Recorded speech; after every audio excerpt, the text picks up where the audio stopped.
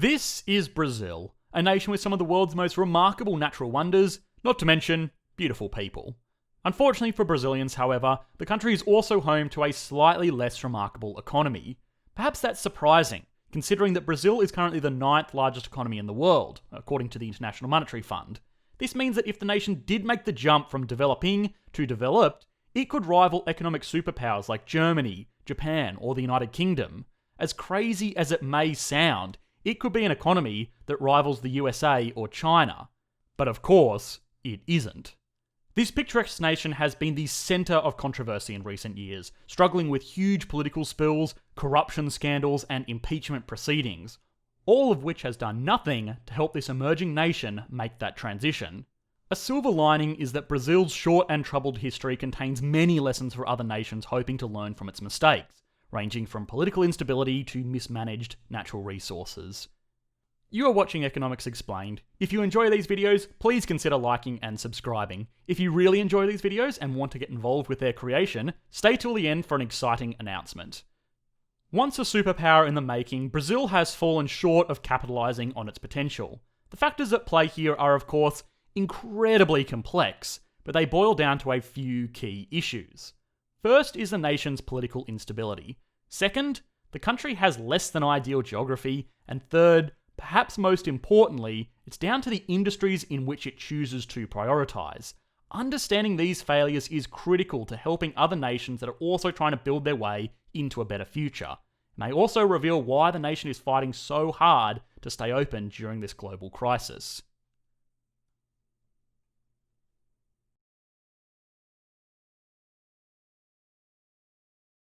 It would be impossible to understand the economics of Brazil without understanding the politics of Brazil. If this topic could be compressed into one word, it would be volatile. What a lot of people don't realise is that the civilised country we know today is actually quite young. Prior to 1985, the whole place was run by a rather ruthless military dictatorship.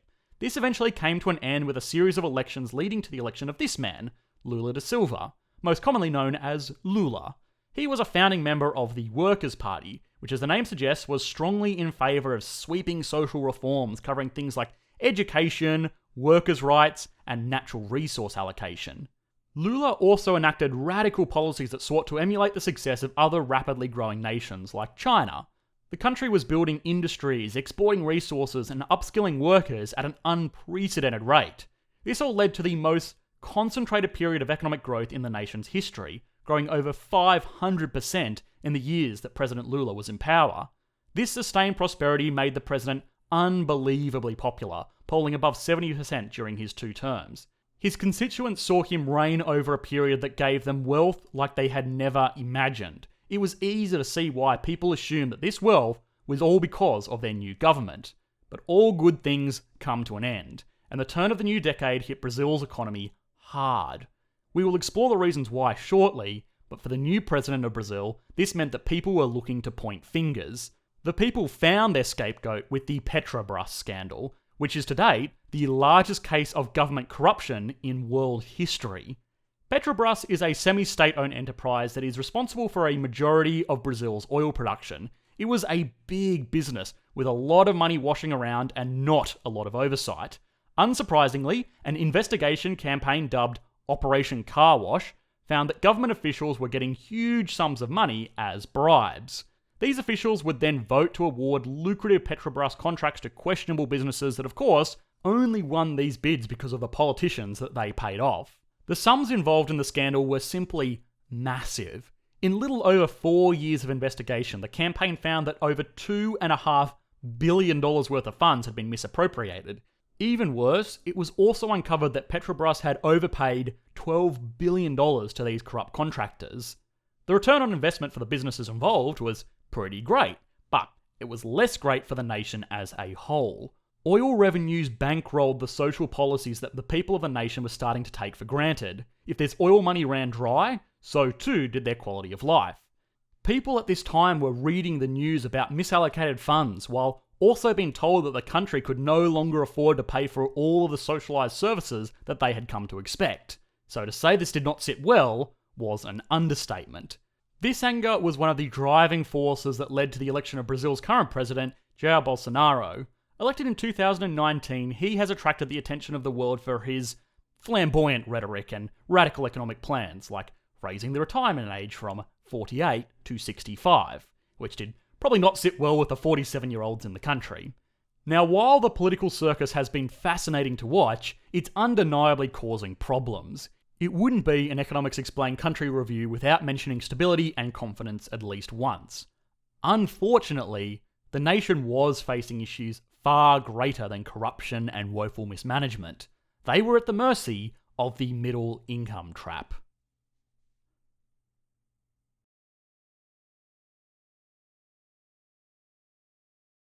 The middle income trap is a phenomenon experienced by countries that are experiencing rapid development. It has been seen time and time again that nations embracing modern industry will undergo a sustained economic boom, which then comes to a grinding halt when their population reaches the global middle class. The global middle class is defined by economists as a GDP per capita of around $10,000 to $20,000. The USA, for example, is securely in the global upper class. But by the end of 2010, after a decade of sustained growth, Brazil was sitting right there in the danger zone of the trap. Now, we have briefly explored the middle income trap before on this channel when we looked at Chinese debt trap diplomacy. The idea is that nations like China or Brazil can grow wealthy by acting as a source of cheap labour for the world. Cheap labour might be cheap, but it still pays a lot better than farming. By capitalising on this, nations can build factories and employ millions of people into jobs that are going to pay them more money. People that earn more money can spend more money, and suddenly the entire economy will benefit from this prosperity. The problem comes when these workers start earning too much money. It sounds like a good problem to have, but it means that a country is no longer as competitive as some other nation with a poorer and cheaper labour force. This in turn means work starts to dry up, and your economic boom turns into a fizzle. This sounds simple enough, but it isn't the whole story. Barry Eichengreen is an award-winning economist on this issue, and he has published many papers exploring the dynamics of developing economies. In a 2014 paper, he delved further into this topic and identified a range of factors that cause these slowdowns. The first is, of course, that rising wages mean that a country's products will be more expensive, therefore less competitive, therefore less industry, therefore less growth. Nobody really argues with this. But another key issue at play here is internal migration. These economic booms see a massive influx of farmers moving into city centres to take advantage of more lucrative roles. This is great in the short term, but eventually a nation runs out of farmers who want to move. So they either run out of new workers, which slows down growth. Alternatively, they can pay these farmers more to entice them to move on to factory roles, but this just slows growth indirectly, as we saw earlier. This is all compounded by the impact of a falling birth rate. As nations get richer, people have fewer children. There are many reasons why this happens. Industrial work has less room for child labour than farming, where having your children help out is a little bit more socially acceptable. Falling infant mortality rates also mean that families need to have fewer children in the hope that at least some of them make it to adulthood. And finally, there is also the societal shift towards women in the workforce, favouring a career over raising a family. All of these are positive outcomes, but one side effect of this all is that you get an ageing population. Older workers tend to be less productive, especially in manufacturing roles. On top of this, there is a pressure placed on the economy to support these retirees who are no longer actively contributing to the wealth of the nation. So, the middle income trap sounds pretty bleak. As soon as you run out of cheap labour to exploit, the whole economic miracle comes to a grinding halt. This does not sound like the idealistic story that every nation in the world will soon be a fully developed economy. In fact, most wealthy economies ran out of cheap labour ages ago. So what is the deal? Well, Barry Eichengreen again makes an intriguing suggestion. By studying the few countries that have broken through the middle income barrier in recent decades, places like Japan, South Korea, and the United Arab Emirates, he found that all of them have one thing in common. Strong institutions that drive innovation is what makes the difference between a wealthy, developed economy and an economy that will remain in the global middle class. When you think about the nations we mentioned before, you will think of companies like Sony, Samsung, Toyota, LG, SoftBank, and Honda. These companies have a strong manufacturing backbone, but it is their investment into innovation that makes them what they are today. The typical assumption is that underdeveloped countries have farms, developing countries have factories, and developed countries have services. Now, this isn't incorrect, but it's not the whole truth. A strong service sector by itself means nothing. In reality, it's more the indicator of a strong economy rather than the driver of a strong economy. The progress of an economy is rather to go from farmers to industrialists and then on to innovators. Innovations, be it the silicon chip, the internal combustion engine, or some app that lets you find a date for your corgi, are all important for one reason. They allow you to leverage your industries beyond the specific capabilities of your nation. The United States, for example, could not produce competitive iPhones. They would just cost way too much. Instead, the United States have iPhones manufactured in China from materials mined in South America, then shipped by a South Korean shipping company to Europe, where they will be purchased by a German working for a Swedish multinational. The United States has effectively leveraged other people's productive capacity to deliver wealth back to American institutions. Having institutions that can leverage global supply chains and markets is the biggest determinant of nations that make up the global upper class. By extension, if a country is to break out of the global middle income trap, it needs to encourage good institutions that drive innovation. Now, massive corruption scandals, political instability, and hostile rhetoric are unfortunately not conducive to this type of business. Finally, it's important to briefly mention another major thorn in the side of Brazil's economy.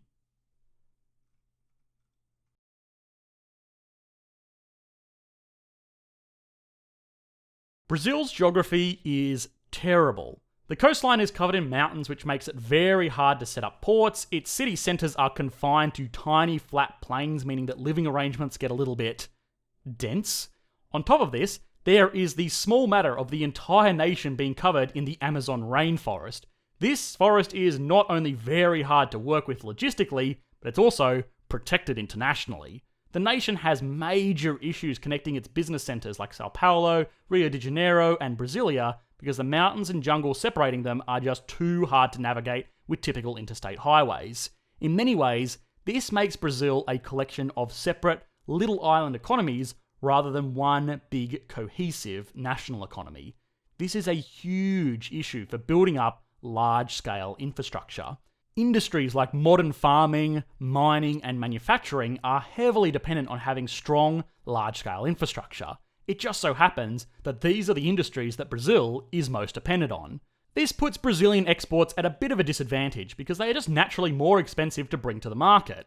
This is particularly apparent in low-margin commodities like iron ore. There is a huge additional expense involved in getting iron ore out of Brazil and then through the Panama Canal and then across the Pacific Ocean to their main export partners. Brazil has been able to compete with nations like Canada and Australia in this market for a few reasons. Chinese demand for iron ore has been insatiable, prices have been pretty high, and their labour is still very cheap compared to these developed countries.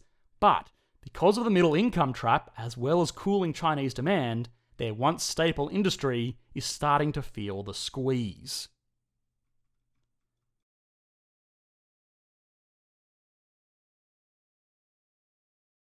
I recently received a great recommendation to rank national economies based on key criteria from the Economics Explained leaderboard.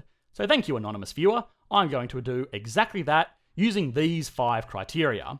Brazil is home to a massive economy. Despite all criticisms, it is still the 9th largest in the world. So it gets a 9 out of 10 here, only just falling short of the true world superpowers like the USA and China. Now, the reason this economy is so large is because it has a lot of people, and that means the actual wealth is spread pretty thin.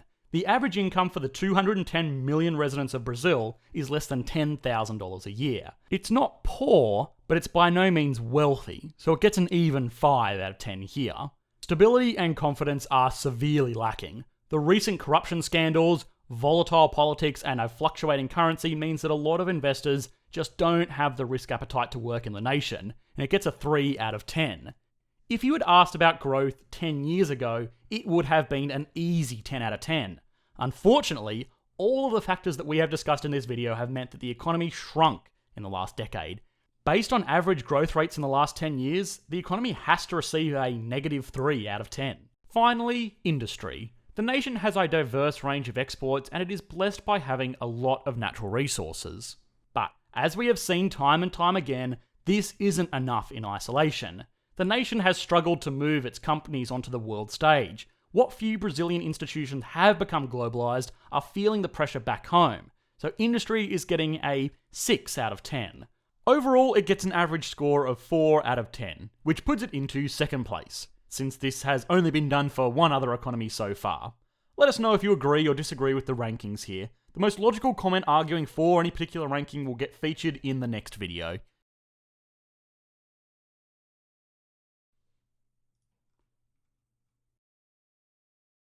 Brazil is a fantastic economic case study. The issues that this nation has had to deal with are issues that every developing country is going to have to deal with. Have they handled these problems well?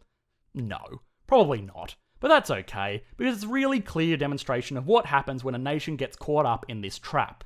It's not all doom and gloom though. There is nothing stopping this nation from bouncing back. The economic disaster that is 2020 is probably not the right time for this turnaround to start, but the new government has made economic growth one of their top priorities.